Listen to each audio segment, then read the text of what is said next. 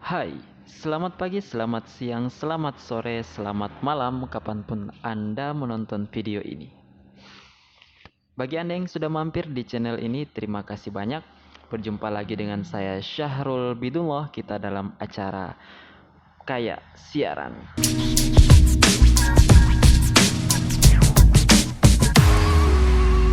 Dalam episode Kayak Siaran kali ini, saya akan membahas berita yang mungkin menarik bagi Anda karena berita ini tentang kesehatan ya. Tentang kesehatan yang mungkin ada lagi sakit atau Anda lagi kurang enak badan, mungkin ini bisa jadi solusi bagi Anda ya. Oke, sebelum saya membacakan berita yang sudah tersedia di malam hari ini, saya akan memberikan beberapa tips bagi Anda yang lagi stres, yang lagi mengalami gangguan-gangguan pikiran. Mungkin Anda kurang tidur, atau Anda majak hutang, atau Anda lagi kelaparan ya. Biasa sering pusing-pusing ketika lapar itu. Maka ini beberapa tips bagi Anda. Tips yang pertama yaitu ya, cobalah berpikir yang positif-positif ya. Cobalah, kalau dalam bahasa Arabnya itu muhasabah diri ya. Berpikir yang positif, mengambil manfaat-manfaat dalam kehidupan yang mungkin berat ya. Yang mungkin berat yang Anda jalani ya. Ya, intinya plongkan pikiran Anda. Yang kedua ya, banyak-banyak baca istighfar bagi Anda yang muslim. Kalau yang non-muslim ya silahkan banyak-banyak menyebut nama Tuhan Anda sehingga hati Anda bisa menjadi lebih tenang. Oke? Dan yang ketiga ya, lampiaskanlah atau lakukanlah hal-hal yang mungkin bisa lebih bermanfaat bagi Anda ya, dengan baca-baca buku dan lain sebagainya yang bisa mengurangi rasa stres Anda. Oke, itu tips-tips yang bisa saya beri di pertemuan kita kali ini. Saya akan membacakan berita yang sangat menarik bagi saya ya. Karena berita ini sering kita lakukan tapi sangat sedikit tentang pemanfaatan dari apa yang akan kita bahas kali ini. Yaitu saya mengutip dari Al Dokter ya. Saya memandang ke layar monitor saya yang berada tepat di depan saya sini ya. Oke. Yaitu Al Dokter, tentu dari artikel yang saya kutip ya. Al Dokter tentu tentang berita kesehatan dong. Nggak mungkin Al Dokter berita kriminal, nggak mungkin. Mungkin saja sih, mungkin saja. Tapi di sini tentang kesehatan, yaitu mengetahui manfaat dan resiko kerokan dari sisi medis. Wow, terbaik bagi Anda yang suka kerok atau yang sekarang ini lagi kerokan. Mungkin ini bisa menjadi tambahan berita bagi Anda. Ya, intinya kerokan ini sudah menjadi tradisi bagi orang-orang desa ya, yang lebih terkenalnya. Keluhan badan lemas, pegal-pegal, dan linu tentu dapat mengganggu kita dalam melakukan aktivitas. Secara tradisional, terapi alternatif kerokan sering dipilih sebagai cara untuk mengurangi keluhan-keluhan tersebut. Namun, apakah kerokan bermanfaat secara medis atau justru berbahaya? Ya, ini perlu Anda ketahui. Kerokan merupakan salah satu terapi alternatif tradisional yang sering digunakan di negara-negara Asia, ya, termasuk di Indonesia. Terapi menggunakan alat khusus atau koin yang digosokkan pada permukaan kulit ini juga ditemukan di Tiongkok Ya. Oleh masyarakat Tiongkok, kerokan disebut gusa. Gusa ya. Jadi di Cina juga ya kerokan itu populer ya. Bukan cuma di Indonesia. Pengaruh kerokan pada tubuh. Kerokan dipercaya dapat meringankan keluhan pegal, lemes, dan linu pada badan. Kerokan banyak knalpot berisik di sini ya. Jadi maklum saja. Kerokan dilakukan dengan menggosokkan koin atau alat pengerok khusus dengan tepi tumpul ke permukaan kulit yang sebelumnya telah diolesi minyak pijat ya. Atau kalau menurut pengalaman saya itu pakai hand body. Tidak ada minyak, hand body pun jadi untuk kerokan. Sementara itu, gusa dilakukan dengan sendok keramik, koin, potongan tanduk kerbau, atau giok. Koin atau alat yang digosokkan akan membentuk garis-garis atau bintik-bintik kemerahan di kulit yang biasanya hilang setelah 2-4 hari. Nah, bintik-bintik kemerahan ini disebut sa dalam istilah pengobatan tradisional Tiongkok ya.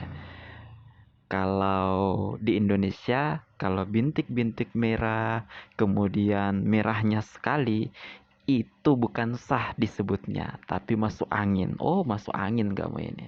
Nah, itu menurut pengalaman saya. Nah, kita langsung skip. Manfaat kerokan secara medis ya. Ini yang menjadi perhatian kita bersama ya. Beberapa penelitian menduga bahwa teknik ini menghasilkan efek anti nyeri, anti radang, dan meningkatkan kinerja sistem kekebalan tubuh. Sayangnya, penelitian ilmiah yang meneliti manfaat kerokan dari sisi medis ini sangat terbatas. Berikut adalah beberapa manfaat kerokan yang sudah ditelaah secara medis. Yang pertama, meredakan sakit kepala dan migran. Jika Anda sakit kepala, mungkin stres ini tadi ya, Anda bisa kerokan. Yang kedua adalah meringankan nyeri leher. Nyeri leher, kerokan di leher tentunya. Tidak mungkin di betis ya. Yang ketiga adalah mengurangi pembengkakan payudara. Bisa juga ya dengan kerokan. Kita baca rinciannya. Payudara yang membengkak dan nyeri sering dialami oleh ibu menyusui karena produksi susu yang meningkat. Ibu-ibu muda biasanya produksi susunya meningkat ini. Keluhan ini tentunya dapat menyulitkan proses menyusui.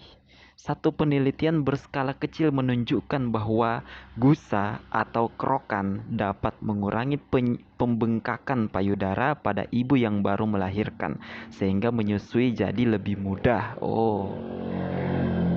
Menarik ya. Jadi bagi ibu-ibu muda atau istri Anda yang barusan melahirkan, ya silahkan dikerok ya. Bagian mananya terserah Anda ya. Itu bukan urusan saya dan di sini tidak diterangkan dong bagian mananya yang harus dikerok ya. Bagi Anda suami silahkan mengerok istri Anda sendiri. Yang keempat, mengurangi nyeri punggung bawah. Terapi kerokan dapat mengurangi nyeri punggung bawah kronis.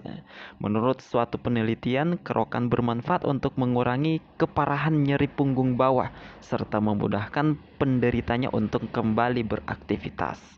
Namun, efektivitas dan keamanan terapi kerokan ini belum diketahui pada nyeri punggung bawah yang disebabkan oleh cedera, saraf terjepit, kelainan bentuk tulang belakang, penyempitan tulang belakang, penyakit rematik, dan tumor atau kanker. Jadi bisa dilakukan jika Anda yakin ya. Kalau Anda tidak yakin, tidak usah mencoba-coba karena belum ada penelitian secara lanjut ya.